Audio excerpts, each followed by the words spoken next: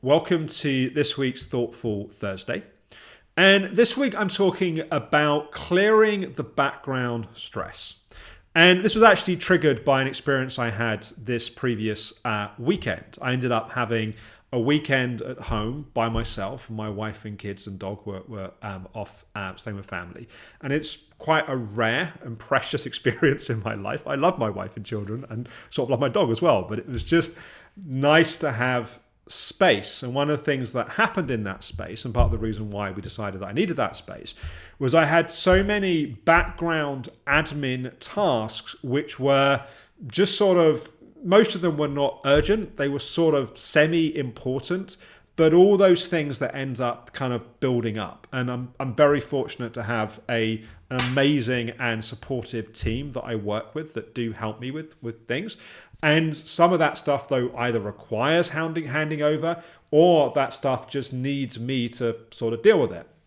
And what I realized was that a lot of these things that were sort of undealt with, that were kind of there in the background, cause a certain amount of stress is a strong word, but they have an impact. Like we're going to bed at night and it pops into our mind, oh, I haven't done that thing that I need to do, or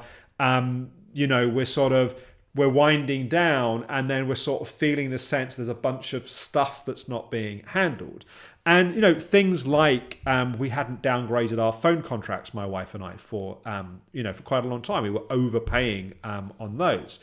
To things like organizing some paperwork and things that I wasn't sure if things had been responded to or dealt with that needed to be looked at. A bunch of kind of work, things to do with projects at work and processes and making sure that things are kind of being done the way they need to be done. Just stuff that takes time. Now, your life may be different to my life. It may be different things in your life. But I think the principle still holds. That we often have lots of things that are sort of important, but they're not urgent.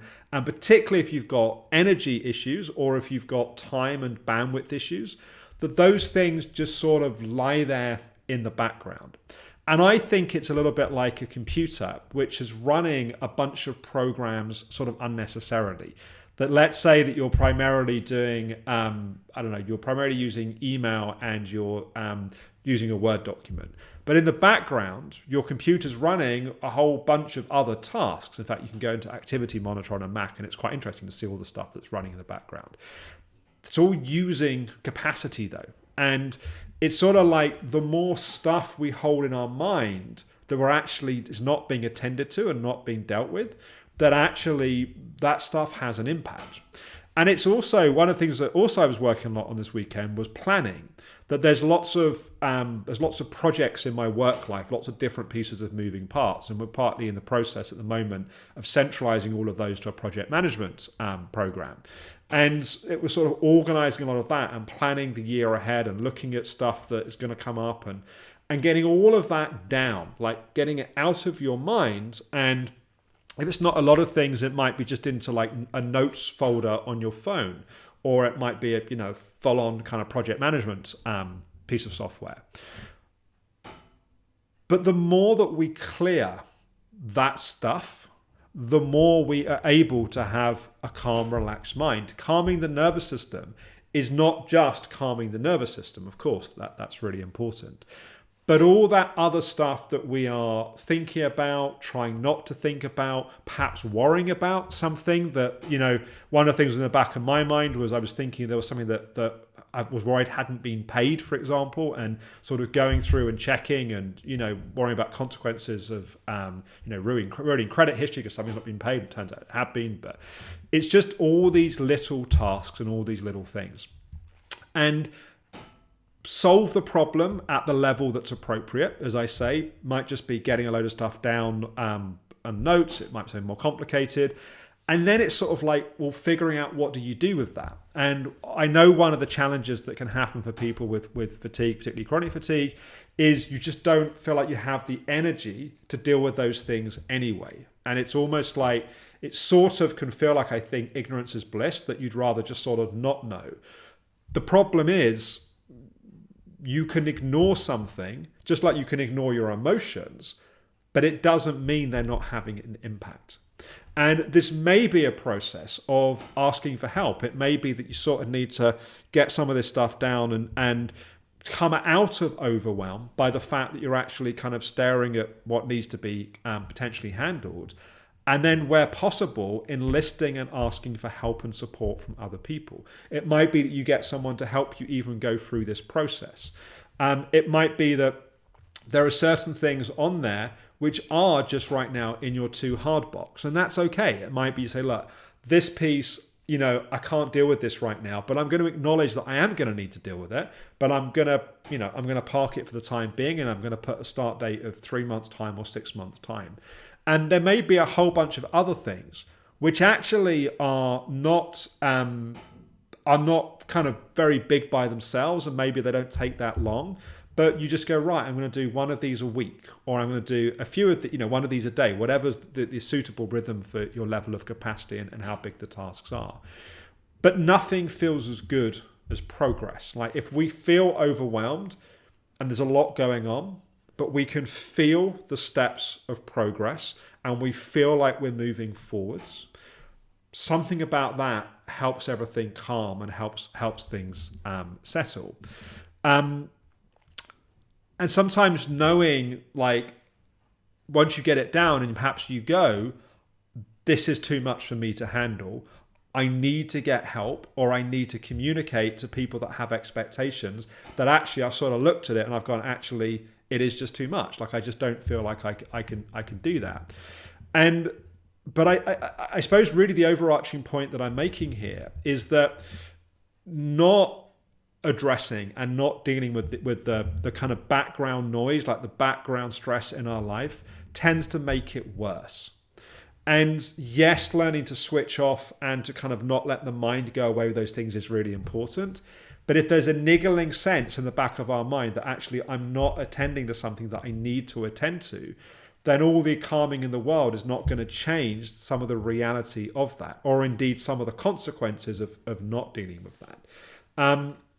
And this can be quite humbling, I think, sometimes. If you're used to having like enormous amounts of energy and being a big achiever that's kind of, running, big complex kind of things, and suddenly something as simple as, calling someone to deal with a relatively simple situation, or, doing a kind of bank rec on your expenditure suddenly feels like completely overwhelming. It's important to go gently. It's important to ask for help. It's important to have as realistic expectations as you can. But it's also important doing something like this not to go into a massive achiever pattern and go, right, I've just got to achieve all this stuff, get all of this stuff done, and then I can be in a calm, relaxed state. That's also not helpful. It's really, how do you eat an elephant?